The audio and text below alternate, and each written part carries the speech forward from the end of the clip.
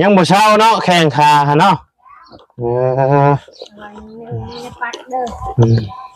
เอารถลูกชาวพี่น้องเป็นอะไรฮะใครแน่แล้วบ่ฮะเอากันสต็อกกันก็ได้หรอกกันนั่นไงเนาะได้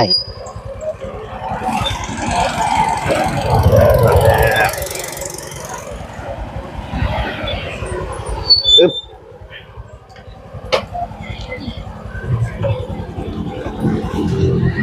ใช่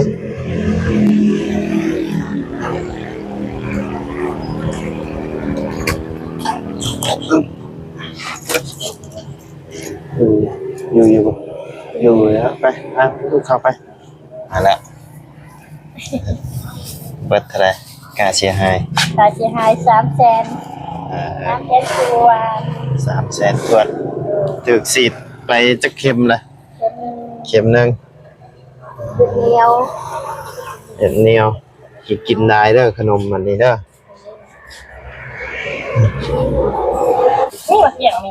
เอามาเกี้ยงกิโลเท่าไรเอาโลนึงมาเกี้ยงแอปเปิ้ลงานนำบ่แอปเปิ้ลเอาอยู่บ่เอาดอก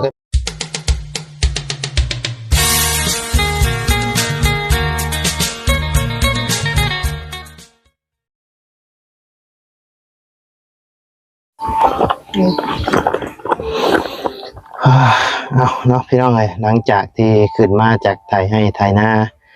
ปะไว้ให้เมียเนาะพี่น้องไทยนาได้ซ้ำให้กำลังมาสิกินข้าวเนาะลูกชาวผัดบานอนเน่งแพ่งอยู่พี่น้องบ่ลูกเนาะสิพาลูกชาวไปหาหมอก่อนพี่น้องลูกชาวบ่สบายเนาะเอายังไงดิชอบเดี๋ยวเอาได้เด้อลูกมันน่ะดีเนาะลูกมันน่ะเด้บ่ก่อนอื่นก็กราบทักทายสบายดีเด้อพ่อแม่พี่น้อง FC บัดสุขุสุคนเนาะบ่ว่าอยู่ในและต่างประเทศก็ยินดีต้อนรับเข้าสู่ช่องมาลัยคือเก่าพี่น้องเสียงเพลงมาแล้วพี่น้องเอ้ยยังบ่เช้าเนาะแข่งขาฮะเนาะเอารถลูกชาวพี่น้องเป็นอะไรฮะใครแน่แล้วบ่ฮะเอากันสต็อกกันก็ได้หรอกกันนั่นไงเนาะได้แล้วมึงนี่กว่าเนาะเป็นไข่พี่น้องเลยดำหน้าลายเพราะเมื่อย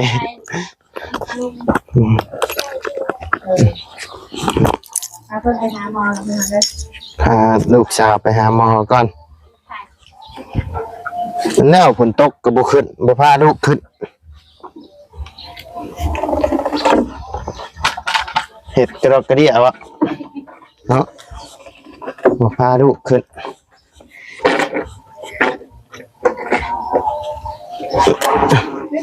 ไปขึ้นไปหาหมอก่อนเมื่อยว่าด้วยจังไหนมันเหาะปวดหัวจะนอนกินขนมลายเนาะอย่ากินลายแล้วขนมมัน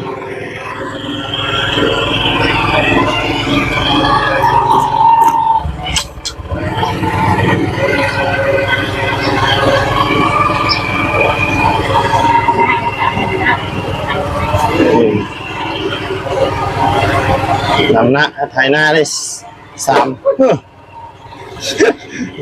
เหยียบไปยังกล่องนมเราแตกฟังแล้วตกใจเลยคนเหยียบก็ตกใจยังไม่ได้กินข้าวเช้าเลยขึ้นมาว่ากำลังสิกินข้าวเพราะว่าลูกสาวก็สบายลูกสาวไปหาหมอก่อนไปแล้วนะเพราะจังหวะผมเห็นน้องหลับหน้ามานี่ ขึ้นมาเพราะว่านอนคนละงอดเดียว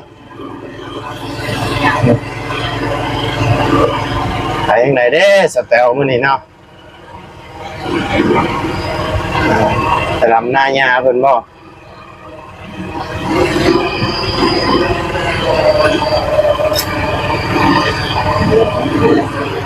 อกแต่เฮือนเนาะกลับมาแต่พาลูกไปหาหมอก่อนพี่น้องเลยสิโทรหาเพิ่นมีทั้งแม่เพิ่นฝากเงินมาให้บ่ได้2-3 มื้อแล้วแหละพี่น้องเอ้ยได้ซื้อปิ้งไก่ซิโนมาให้สาวแตวเนาะยังบ่ได้เอามาให้เพิ่นอยู่พี่น้องเอ้ยและมานี่ก็ซื้อมาให้เพิ่นเลยพี่น้อง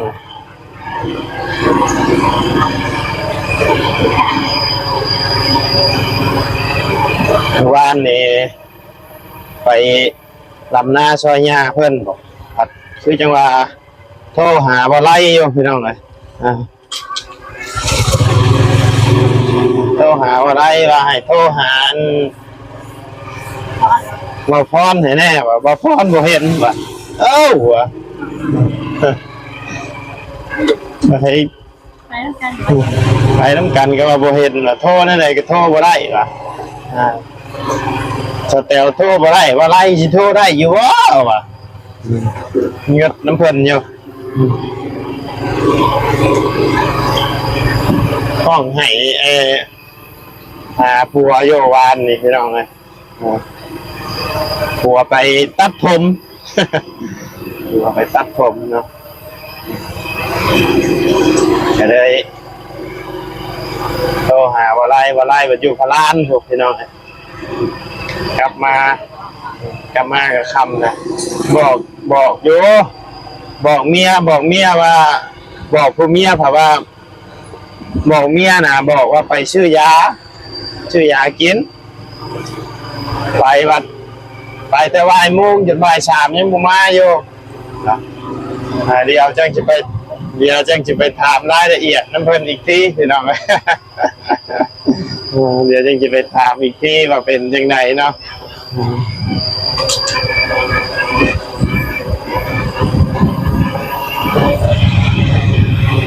เพราะว่า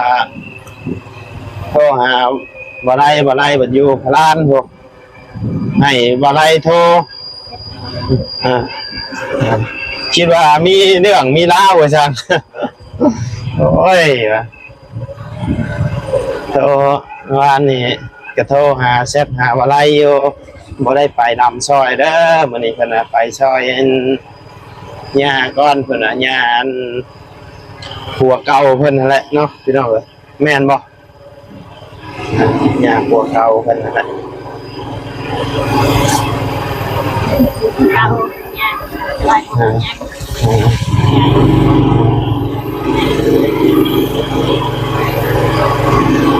ถือว่าซอยลูกนั่นแหละเนาะเพราะว่าลูกเราก็อยู่หั่นเด้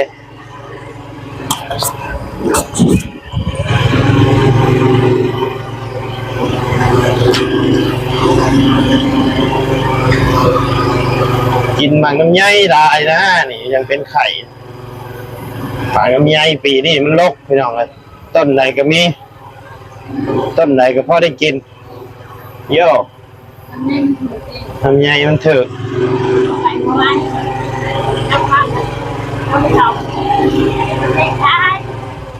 ขายปิดน้ำไยขายโอ้ยอย่าไปเชื่อแม่ลำไยเนี่ยมันห่อนในนะกินลำไยได้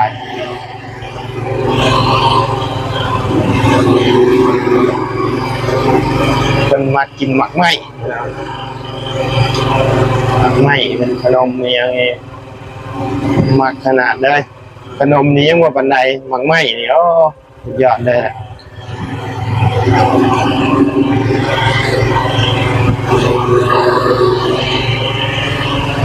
นี่ใช่นาเพิ่นนี่ใช่สเตลบอก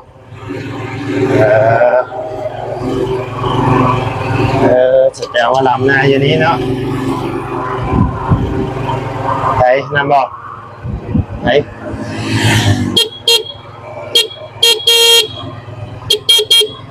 เราเห็นใช่ไหมเนาะคนมาดำอยู่นี่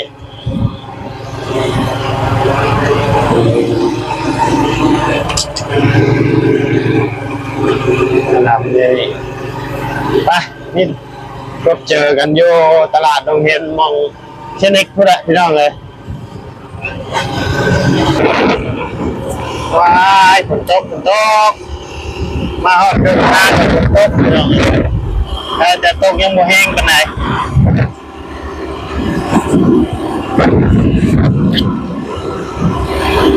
ก็เลยใช้เชือกกันฝนมาซับ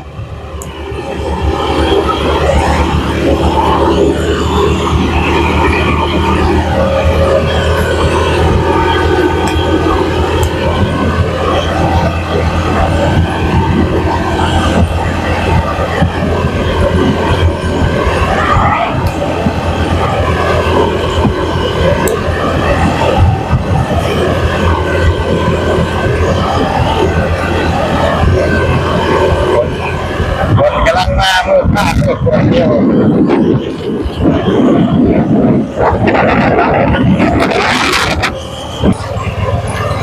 ไปพี่น้องเลยหอดแล้วเปิดอยู่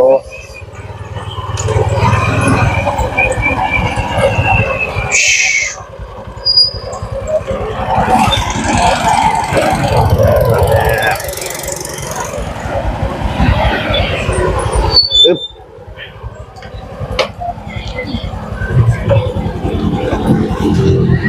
ใช่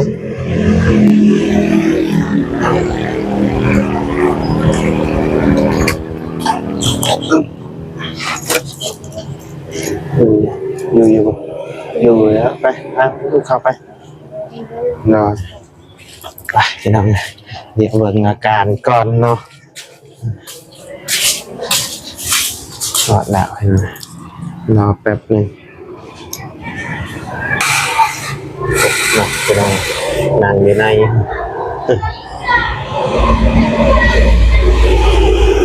รอเบิ่งอาการก่อนพี่น้องเป็นจังไงเนาะแข่งฝนนั่นแหละเป็นน้ำแข็งฝนแข็งแดดลำหน้าไม่ยอมขึ้นนะพี่น้องกันว่า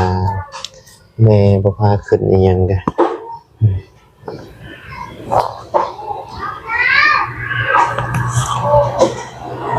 เฮ็ดดีๆรอมื้อนี้ชมใจบ่ไหวบ่ลงใกล้แม่เลยเอาเดี๋ยวรอเบิ่งพี่น้องรอดุนเบิ่งเนาะว่าเป็นจังไดมาคลินิกนี่แหละก็น่าจะเสียหลายเติบอยู่แล้วอยู่คลินิกมาแล้วเบิดเท่าไหร่ค่าเสียหาย300,000ตัว 300,000ทวนถูกฉีดไปจักเข็มละเข็มนึงเดียว เด็ดเหนียวกินได้เด้อขนมมันนี่เด้อ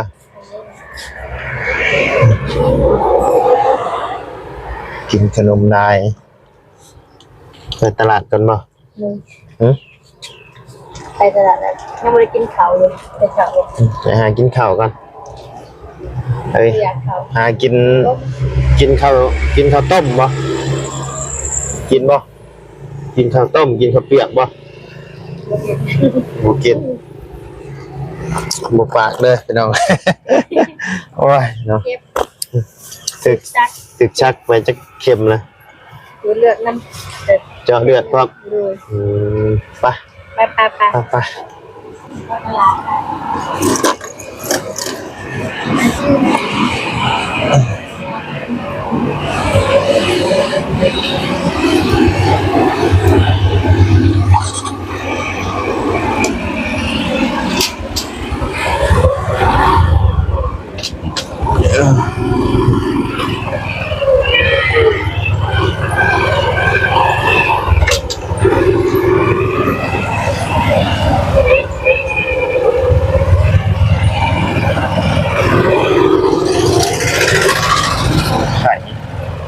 งอแงนะแบบเป็นไข่เลย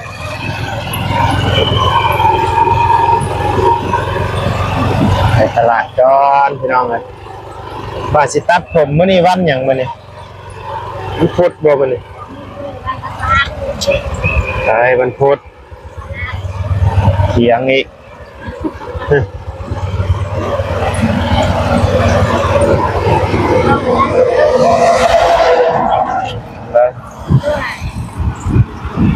นี่วันพุธนี่วันพุธวันที่2วันพุธ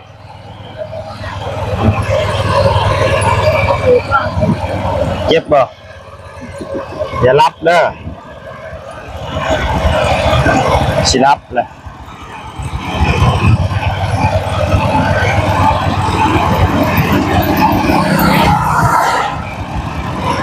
เป็นขายยังเห็นขายกับเขาวะอยากยังกินเชื่อหมักชมไม่ยังแล้วให้ดูเชื่อเกี้ยงเชื่อนมเชื่อยังแล้วไปกินเชื่อนม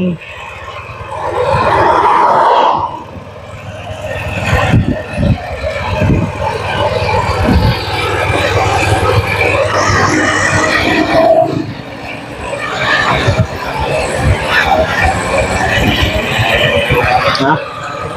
เดี๋ยวจะกินไปตลาดกัน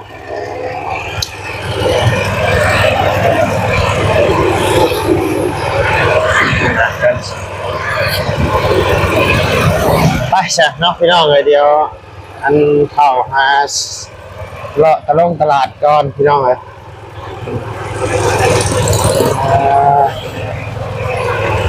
ว่าสิตัดผมไม่ได้ตัดซ้ำพี่น้องอ่านปิดเนาะปิดแล้วมือมันผุดเกิดป่ะ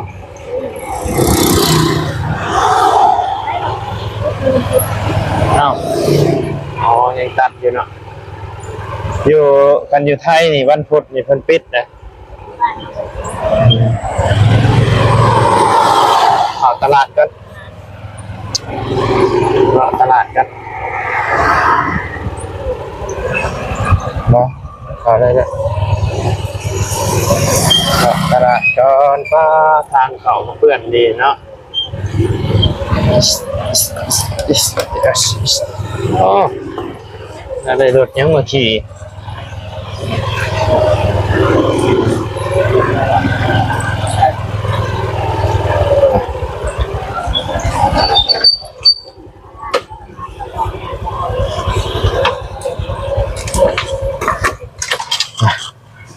ชื่อแนว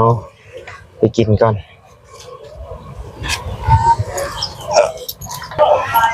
ตลาดดงเห็นพี่น้องไหม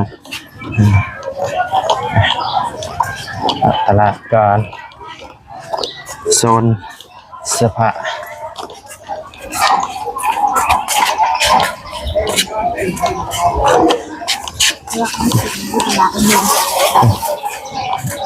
ชื่อมักไหมชื่อมักไหม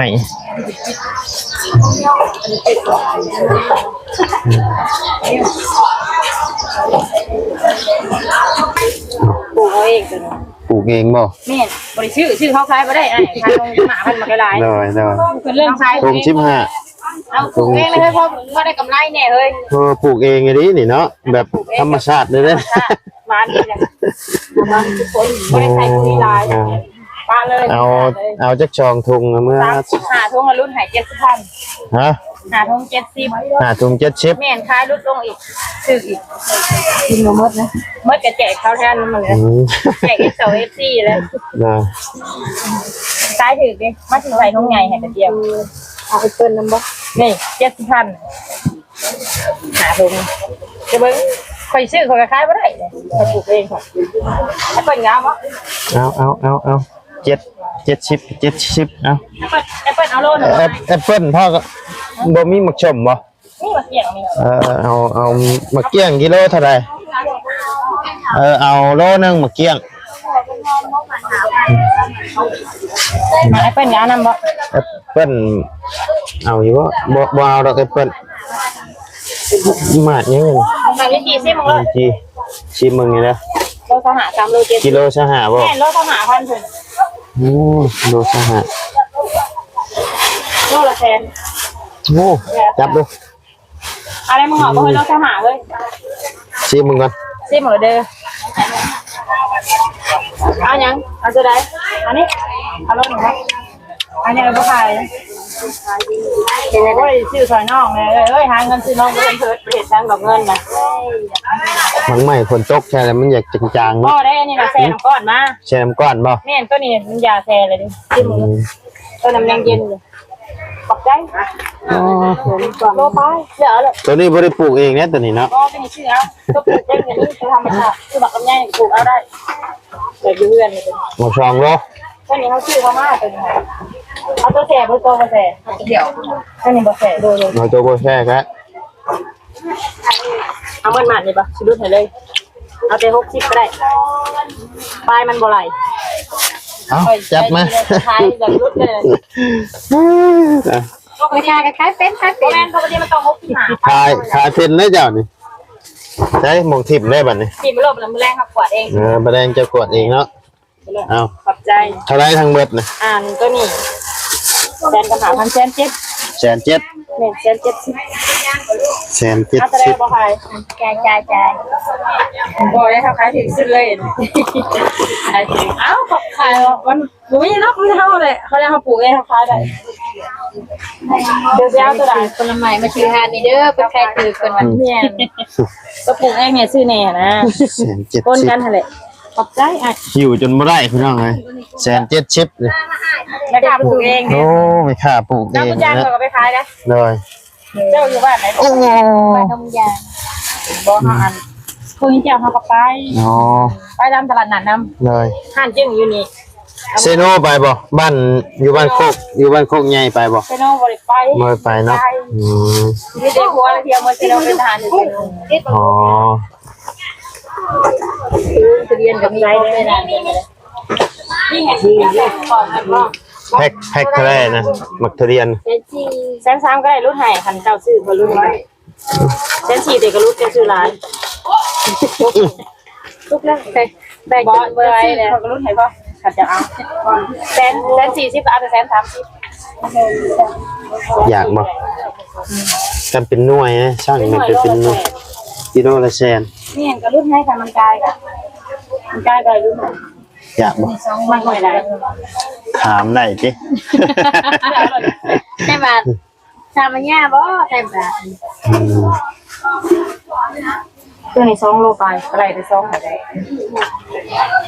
มันมีจะคู่ มันก็ได้โลแม่ ชุกหรือบ่ สุกแล้วเนี่ยมัน มาซื้อไว้เมื่อนั้น เราก็เลยเอาไปเดียวค่ะเอาเจาะคนไหนก็ได้ แห้งดูอยู่ในกระสุน ช่างมันเลย สัตว์ไรสำคัญก็ได้ นี่กระชอง มัน2ปลายแล้วปกติมันก็ต้อง2แสนกว่า นี่แต่ชองคู่ได้นี่เนาะ 2กับชุดเล็งบักใหญ่เลย3 ตาผูอาทิตย์นี่เลยกับอีกทิศ ปกติมันก็สิ2แส นี่ น ก็มันนี้ผมก็ได้ ได้ไหมอัพนั่นเลยเก็บแล้ว คู่ละแสน เท่าไรเจ้าไป2แสนก็ได้ครับเจ้าซื้อน้ำเมาลายเลยบ้านเจ้าหายลงหมดยา บ้านตรงกันยาง ต่อไปเป็น FC เจ้าเขาจะบ่ฮู้ช่องเจ้า จะบ่ฮู้บ่จะบ่ฮู้ยังบ่ฮู้ช่องครับว่านี่ บ่ โอ้ยเนาะ ช่องยังช่องยังเคยขับไปติดตามว่าก็ใครไม่เคยขับไปติดตามจ้ะเนี่ย บ่าวไรพาลุยเด้อชื่อช่อง แล้วสิบชื่อ เฮ้ยใครจะดูเฟซบุ๊กอาจจะพิมพ์ให้ ต้อง YouTube ได้ YouTube YouTube เพราะว่าอัน เอาว่าเขาลิ้นอยู่เขาบริเบิ่งทั่วจะซื้อไลน์ในเป็น FC จะเลย น้อย ตามแบบ YouTube อยู่ใช้ละบัดนี้ เอ้า นี่น่ะ บ้าน YouTube น่ะถ่าย YouTube เอาเบิ่งบ่แม่น มันหลายเด้อ ตอนนี้เขาโชคดีเด้อมันมีบ่ว่าอย่าง YouTube ดู YouTube เป็นแม่จะเอาคนละจะเอาตัวแบบ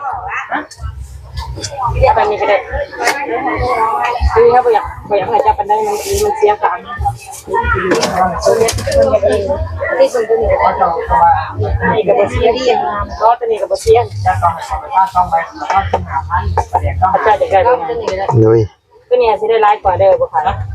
หาบัวบริการมันหนาได้เลยมันเรียกค้าได้อยู่ต้องลงเอาเป็น นี่เด้อช่องค่อย เอาโดยขอบใจเดี๋ยวสิเข้าไปเบิ่งชื่อแม่ไม่ได้ทั่วคนเห็นกระไรเราไล่พาลุยนะ เลย ขอบใจหลาย เลย เฮงมันมา จ่ายได้แล้วเนาะจ่ายเบิดทุกอย่างไงเนาะ จ่ายไปเลย โอเค ซื้อพร้อมแถมพร้อมรุด เลยขอบใจขอบใจ เอาไปกินถือ ไปพี่น้องกับข้าวยังบ่ได้อยู่ได้แต่หมึกไหม ได้เพราะว่าถ้าได้อยู่แต่ว่าเป็น ออกไปข้างในละบัดนี้ชื่อกับข้าวกันบ่เอาเครื่องออกไว้กันไปเครื่องออกไปนะ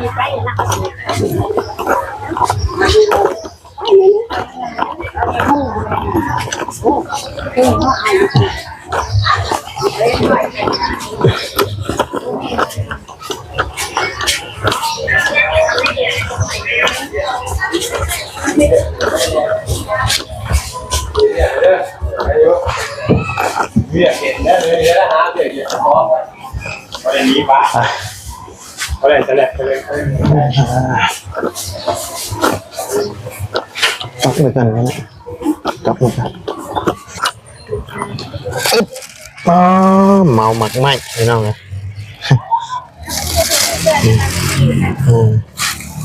เฮ้ย ตายแล้ว เชื่อเลยเล่นนี่ขายจิ้นจี้ว่าจังอะอ้าวมีแต่หมักไหมนี่ ซอยในกระโต กิโลเท่าไรฮะแค่นึง โลแชนนึงกลัวฮอดหมักทุเรียนเนาะ ตัวเชนนี่เด้ นี่โลละแชน2 แสน เรียนยังกับบ่ จักแล้วบ่ได้ถามเพิ่น ไอ้ทุเรียนยังไงกินมันหน่อยนึงบ่ได้เนาะแต่ก็จริงๆตัวนึง โอเค ตกบ่ตกในแตกได้นี่ ตกแล้วอ่ะ นัก ติดเอาไว้นี่กันเอาไปชื่อเพิ่นก่อนพี่น้อง หน้าที่กับเขาคนนำหน้าน่ะบ่มีกับเขา ชื่อแนวหมักไหม้ไปให้ลูกสาวไว้กินก่อนเพิ่นมักกินหมักไหม้พี่น้องเอ้ยเฮ็ดนี่ค่อยอยู่บ่จับกล่องโอ้ยเนาะ เฮ็ดอยู่ได้โลเติบ หลายโดอยู่เด้อเป็นเงินทั้งเอื้อยฮักของบ่ไล่เนาะเพิ่นได้ฝากเงินมาเห็นหลานในลำให้ลำหน้าเมื่อยเพิ่นมาเนาะก็เลยหลานอยากกินหยังซื้อให้หลานน้อยสู่ลูกสู่เมียกินเด้อเพิ่นว่าเนาะก็ลูกมักหมักไหม้เนาะพี่น้องเอ้ยก็ได้ซื้อเป็นหมักมงหมักไหม้นี่แหละให้ทั้งลูกไปกินแช่ตู้หยอกตู้เย็นไว้เนาะก็ต้องขอบคุญขอบคุณทั้งเอื้อยคำแพงในรายเด้อเนาะที่ได้ฝากเงินมาให้ทางน้องเนาะซื้อแนวอยู่แนวกินเนาะแล้วก็อีกส่วนหนึ่งก็เอาไปเป็นค่ายาเพิ่นเนาะ เนาะก็ขอให้เอื้อยอยู่ดีมีแห้งความเจ็บบ่ให้ได้ความไข้บ่ให้มีเด้อเอื้อยเด้อปรารถนาสิ่งใดก็ขอให้ได้สมความมุ่งมั่นดังปรารถนาเนาะบ่ว่าเฮ็ดธุรกิจการงานหยังก็ขอให้เฮงๆปังๆดำๆรวยๆตลอดปีและตลอดไปเด้อเอื้อยเด้อถูกเนาะโอเคสำหรับพี่น้องสำหรับคลิปนี้ทางบ่ได้ก็สิได้ขอจบคลิปปิดคลิปลงไว้เพียงสำนี้กันเด้อพี่น้องเด้อขอบคุญขอบคุณพ่อแม่พี่น้องและ FC บัดทุกคู่ทุกคนเนาะที่เข้ามาติดตามและรับชมทางช่องบ่ได้เนาะสำหรับคลิปนี้ก็ล่ำลาเด้อพี่น้องเด้อสบายดีไป